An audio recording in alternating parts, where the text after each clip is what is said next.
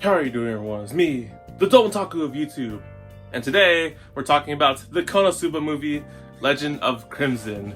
This movie, it was so fantastic, guys. It was so damn entertaining, and it took me a while to record this lot. This is like, I don't know how many takes this is, but essentially what I have to do is split this up into non-spoilers and then spoilers, because this movie, guys, is so great and very fantastic, man.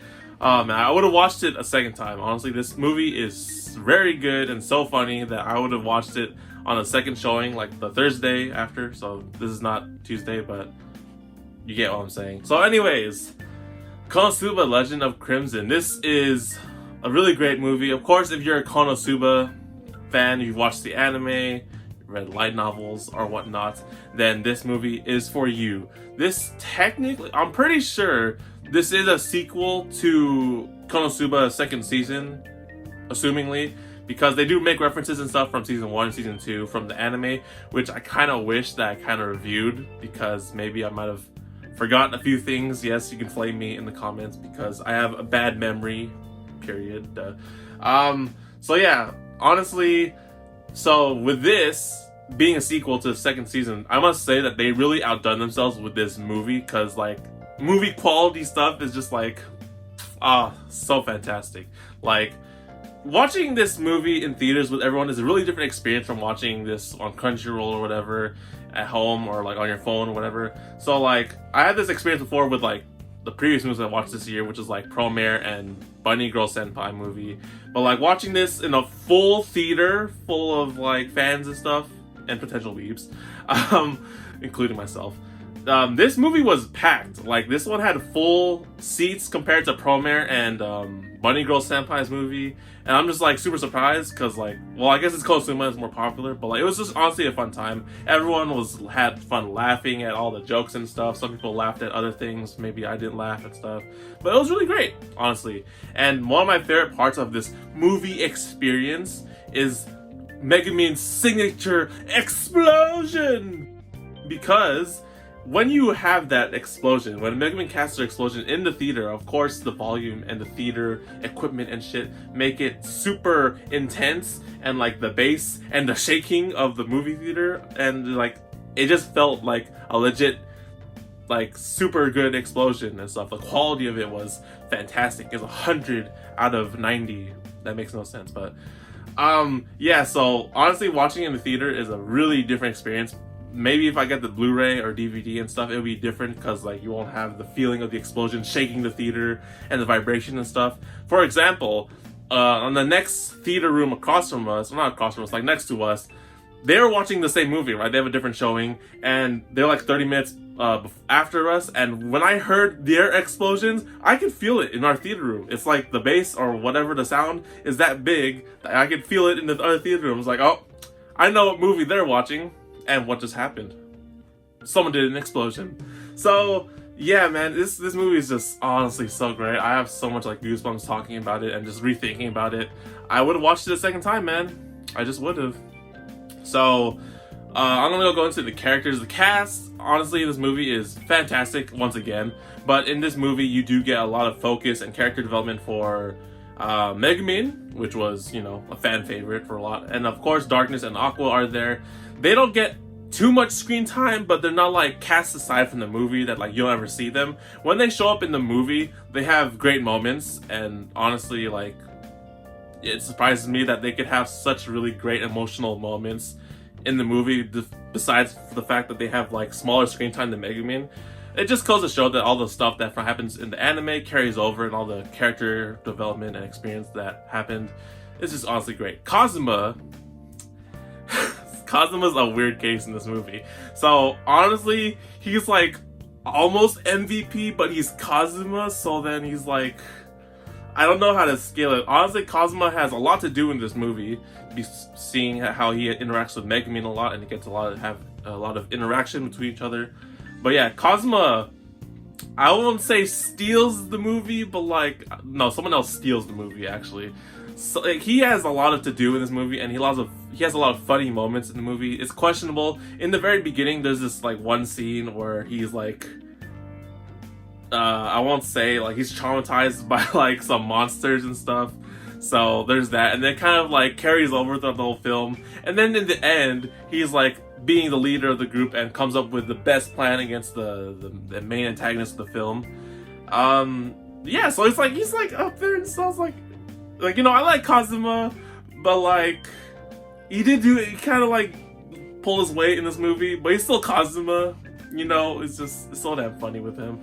Yeah, Kozma's great. Megumin gets a lot of development in this movie, and honestly, like some serious like stuff happens with her. Not like super serious, but she goes through some phase that like I thought was pretty unique and like sort of goes against her character in the movie. I won't say I'll probably talk about it in spoilers more, but like if you're a Megumin fan, then you get all the Megumin stuff you want. You like all the Megumin like messing around with Kozma and stuff. You get that in this movie. There's like so much Megumin in here. And, you know, out of the rest of the cast, technically Megumin would be my favorite over Aqua and Darkness. You know, Aqua, useless. Just joking. Darkness, you know, Darkness can hold her own. She's like pretty strong, but like she has her flaw, you know? So like in the end, Megumin's the one who gets the work done with her explosions, so good on Megumin. That's my favorite. Kozma could be at the bottom, so who cares? So yeah, the story. So the story of this movie is very, I can't say too much, but essentially some kind of, you know, plot or like something happens to the film where it causes Megumin and the team to go over to Megumin's hometown, which I'm assuming is called the Crimson Village. It's been a few days since I watched the movie. I'm sorry. I've been busy and lazy with stuff.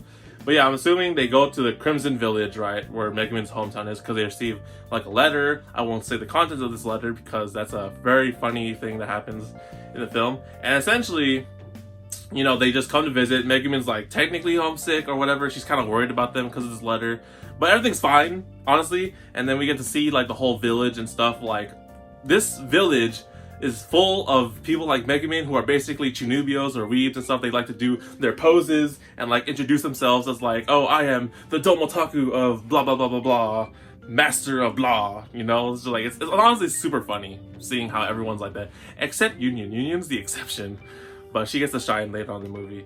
Oh yeah, I forgot Union's in this movie. Duh. So yeah, interesting enough, Megumin's hometown, the Crimson Village or whatever, is right next to like the Demon Lord's army, so they're constantly doing battle with them, and I'm just like, damn, Megumin's hometown must be full of super strong ass people, like Megumin.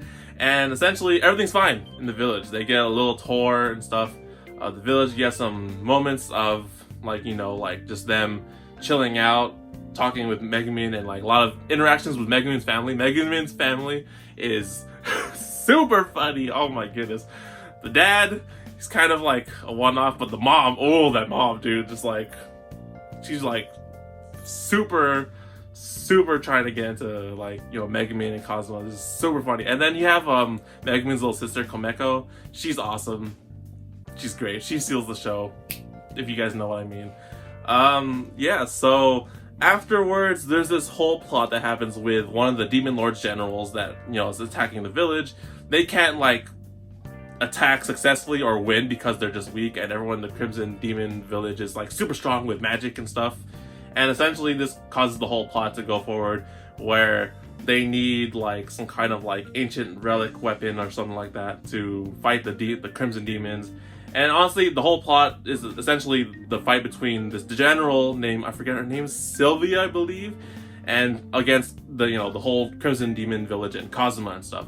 This fight and conflict is quite interesting, honestly. They go super in-depth into, like, a lot of the lore and, like, you know, I like lore, like, of the world and, like, the inhabitants of the Crimson Demon Village and stuff. Honestly, super surprised me to learn a lot of things about this.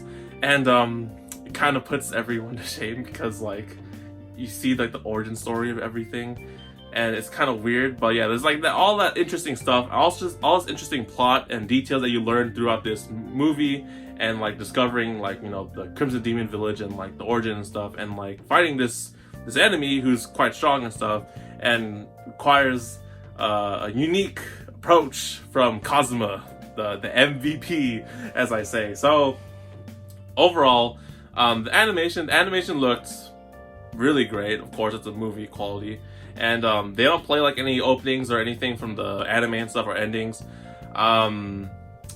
It has the same feel as Konosuba. Like they have those like cut-ins where like the scene transitions where they say like Konosuba and stuff, and you have like all these like things with like the quests appearing and stuff. They have a lot of those factors from the anime, which I found is like a nice touch, you know, from just Konosuba. Overall, I think I'm trying to think if there's anything else. In the end of the film, it's a great, you know, conclusion to this. You know, you have this whole like 1 hour 20-minute. Is it? I don't remember how long this movie was. It's like an hour about. It's not like 2 hours.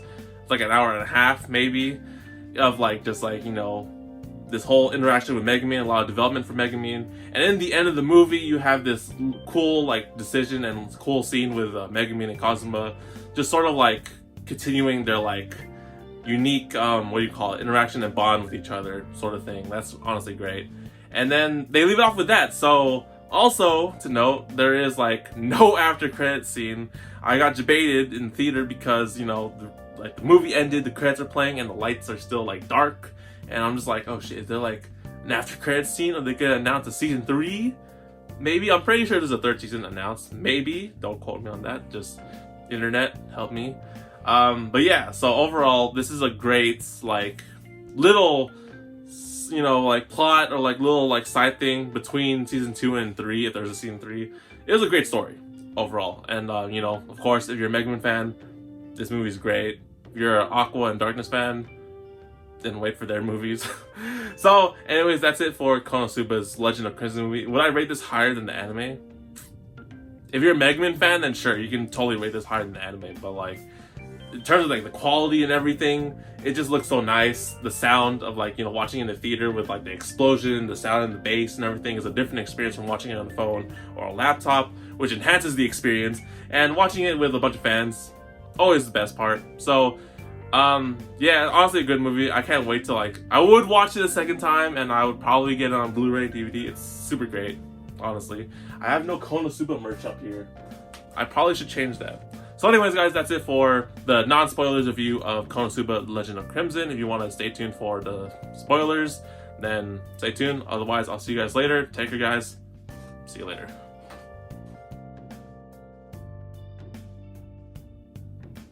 Okay, spoiler times. How you doing, everyone? So, where do I begin with spoilers in this thing? Let's just start from the beginning. So overall, Kozma being traumatized by like female orcs was the most like awkwardest thing, but it's not like super awkward, but it's kind of like hilarious in a sense because it's like it's Kozma. So yeah, the beginning of this movie is honestly has so much good laughs. Oh my goodness, I forgot about the beginning. Like, just thinking about what happens in the order of this movie is so great. So it all begins, of course, with like them getting the letter of like from Union's dad, right? Union's dad just like, oh, our village is dead, and you have to mate with Kozma and shit. That was like the best intro you could have in a freaking movie, dude. That was like, oh my goodness, it set the mood and the tone of this movie so well that like afterwards, when you find out it was a joke, it's just like, JK, it's so funny. And then what happens after that? Yeah, then Kozma gets attacked by the female orcs, and then Union actually gets to save him. You know, honestly, Union gets a lot of hate in the anime, but I think Union has a lot of potential. You know, she totally just joined Kozma's team. I don't see why not. She's already prominent in like the 2nd season of the anime, so why not? You know, what else happens in this movie? Yeah, everyone in the Crimson Demon Village are weebs, Shinubio. It's honestly super funny that like only Kozma understands them because he's, you know, of course isekai'd from Japan or whatever, and he understands like all the weeb Shinubio stuff, which is hella funny because like, oh, no one could ever return our introductions like that. And it's like, it's so funny. Honestly, I love it so much. This movie is great. What happens? There's like so many funny moments in this movie. So after that, what's the next funniest thing? You know, the thing with the rifle on like hanging Megumin's clothes in the laundry, I knew that was gonna be like a huge like plot thing because you just don't show off a freaking gun, essentially, like a rifle gun, in like this movie full of fantasy, wizards and magic and knights and swords and stuff, and just not talk about it? Because I'm just like, what the fuck? Like, that's a gun. Like, no one has a freaking gun in this world, this isekai world. That must be something important later on. And of course, it gets used to fight off Sylvia, and Komeko freaking steals that explosion, which was so nice. What else happened in this movie? Oh yeah, Megumin and her family. Megumin's family is some of the most funniest shit ever, because of course you have like her mom, like, so Megumin's whole family being dirt poor is like, of course, a joke. But then the fact that they try to like, Kozma opened his stupid big fat mouth to sell his like knowledge of like his other world for money and stuff. So he's trying to like, so Megumin's family trying to like force Kozma and like Megumin to hook up together was so damn funny. Got so many laughs and shit. The first time when that happened in the night when they're in the room together and then Kozma was just like pantsing around, like debating what to do. It was like, oh shit, do I sleep next to her? Like, her mom is basically telling me that it's okay to do this thing. She's asleep right now. I don't know what to do and whatever. It was so damn funny. And then the second time when he wakes up in front of her, and they have a really great moment, I guess, in that scene, a lot of development and like interaction. And then the fact that he freezes the window with ice magic and shit, that was the icing on the cake. Yeah, you get it, right? Oh man, that's so good. And then Komeko's freaking adorable, and the fact that she fires the gun to kill Sylvia, quote unquote, and then she's just like, oh, I am Komeko, the next Crimson Demon Lord, blah blah blah blah blah. And I'm just like, oh man, this kid is gonna be a threat in the future. That shit's hella funny. Oh man, I kind of want to see Komeko in the third season of Konosuba. That'd be cool. You know, I don't know what kind. She doesn't like do any magic from the looks of it. She's kind of like still a kid. She doesn't know anything yet. But like in the future, she's like super badass. That'd be cool. You know. What else? So there's the whole family. The antagonist. Oh my gosh, Sylvia is so super weird. I knew for a fact. Well, I didn't know for a fact. I just knew that like there would be some kind of weird interaction with her or them and Kozma, because like Kozma is like always dissed by his team in Aqua and Darkness and whatnot in this movie. And of course, you know, it causes Kozma to do some stupid shit, like get like freaking like attached to the antagonist and like start like doing things and shit, and just like, that's Kozma, right? That's Kozma. But then the fact after we learned that Sylvia's like, so Sylvia the antagonist is a monster demon lord general, right? And she's a chimera, and apparently she's also like a man and stuff. That just like makes Kozma traumatized again for the second time in this movie. Kozma gets traumatized way too many times in this movie. It's freaking hilarious. That's why he's just like somewhat MVP, and he's somewhat like, yeah, you know. So yeah, that interaction is super funny. And interestingly enough, so the lore part I was talking about in the non-spoiler review is like these ancient temples that they have in the Crimson Demon land, right? And essentially they look like factories in modern day like Japan stuff, right? Or whatever.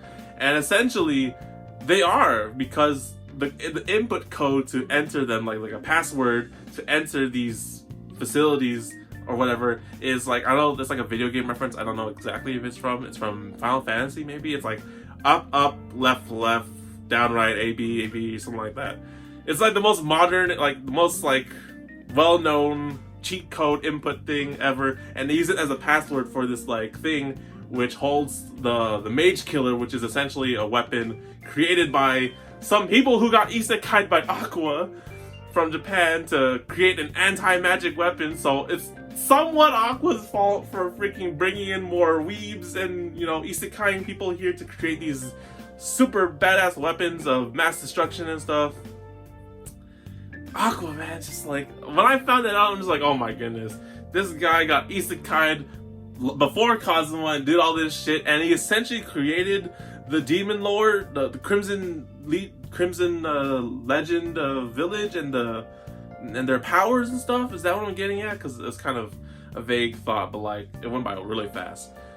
So yeah, that like they, oh man, and then when they're writing it on the stone tablet, and Kozma's trying to have Megumin not hear this whole story about how essentially the origin of her village is that some dude got isekai by Aqua, and they started creating this village, and he made the Crimson Demon villagers and stuff. Or I don't know if he made them or stuff, but he gave them powers and magic and stuff, and then that's what happened, and like I don't know, he gave them names or something like that. I forget exactly what the details were.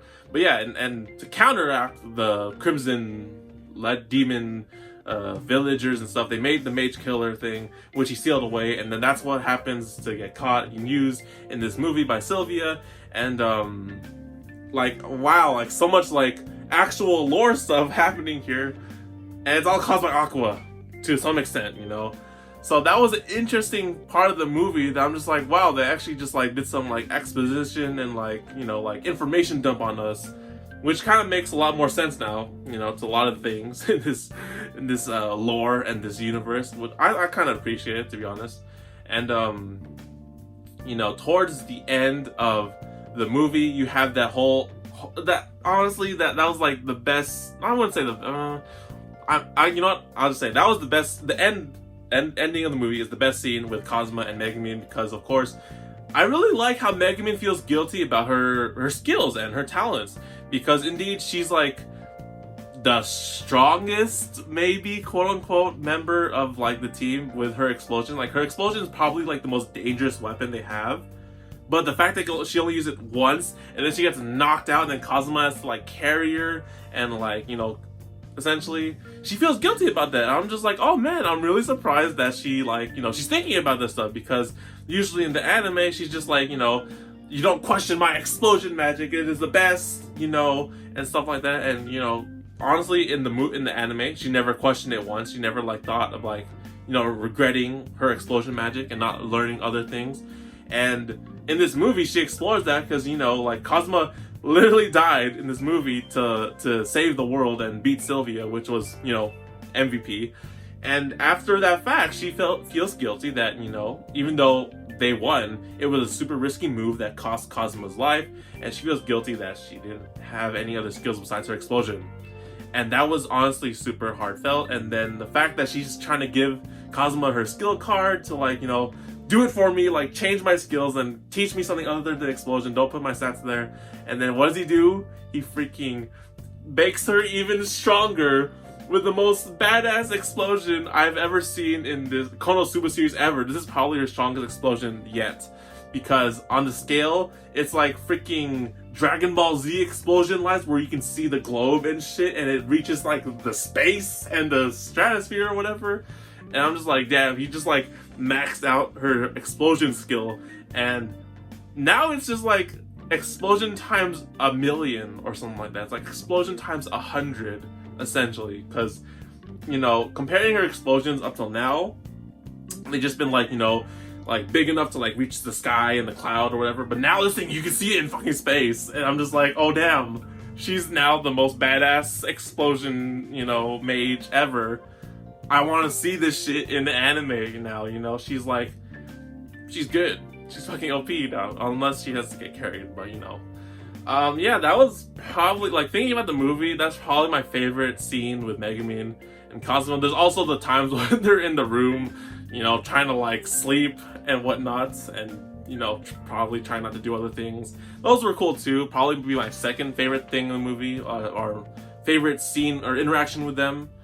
But like, this movie, like, let me see if I'm trying to think of any negatives. So like, I say a lot of positive things about this movie, but I didn't mention any negatives at all, which I'm trying to think about and find, but I have no personal negatives in this movie. I probably should have said this in the non-spoiler review, but like, thinking about the whole film, I was entertained throughout the whole thing. Like, there was like no one time where I was like bored, or like, you know, like, oh, this is kind of boring or whatever. Like, everything there is like, is great. The only like negative thing I could think about, or like at least like thing that's on my mind right now, right, is of course like the lore sort of stuff, and like Sylvia, maybe she's probably dead, I'm assuming, and just like the whole lore of like the people that get isekai in this world, and then like, you know, how Megumin's whole family is, because that's kind of like iffy in my mind. That's probably my fault for not remembering and not doing this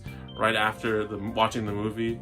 But yeah, like there's no like boring part in this movie, and that's what I like about these sort of things. It's just like I didn't feel bored at all, and that was even after I finished my milk tea. So yeah, the Legend of Crimson movie. It's been 12 minutes. Yeah, I have no other things to say in this movie. You know, the only thing I could ever see now is like no after credit scene. Don't stay after the credits. I stayed a little bit, but then like I looked it up online. It's like no after credit scene.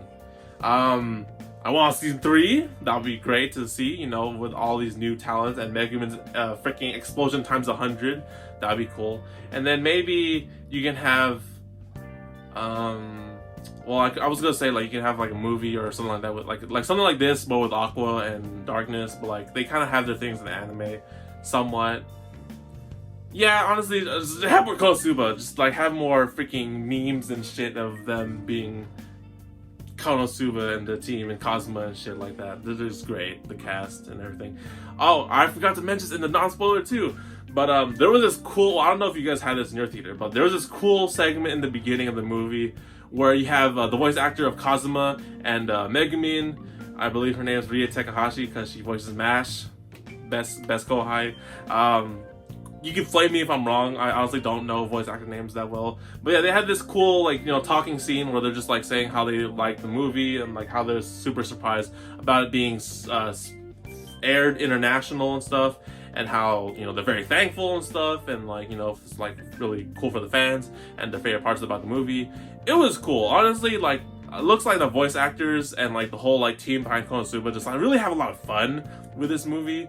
And like I think this is Kozma's like this actor's first time doing a movie or whatever. I think I forget exactly what happened there, but that was cool. That was a cool little segment, you know. Yeah, man, this movie is just so great. Oh man, I want to watch it again. Man, I can't wait for this to come out on DVD, or they have like another showing like premiere. That'd be cool. So anyways, that's it for Konosuba, The Legend of Crimson movie. If I missed something in the movie that I didn't talk about, if you want me to, you know, if you guys like something else in the movie that I missed, or leave your thoughts in the comments about what you felt about the movie. What was your favorite part about the movie? Did you like the whole Megumin and Kozma interaction? Who's your favorite who's your favorite Kozma? Who's your favorite Konosuba character? And do you want to see another movie with them or not? What will Union do in this movie? I didn't talk much about Union actually, huh? Shit, I didn't do that. Union's great, you know. Union like is always like being made fun of about having no friends and stuff, but she shines in this movie towards the end because her and Megumin are like a duo and stuff, so that's cool. Yeah, so anyways, that's it for the Legend of Crimson movie. Can't wait to see what else Konosuba has to offer. I will see you guys later on the TheDomotaku channel, so take care guys and see you later.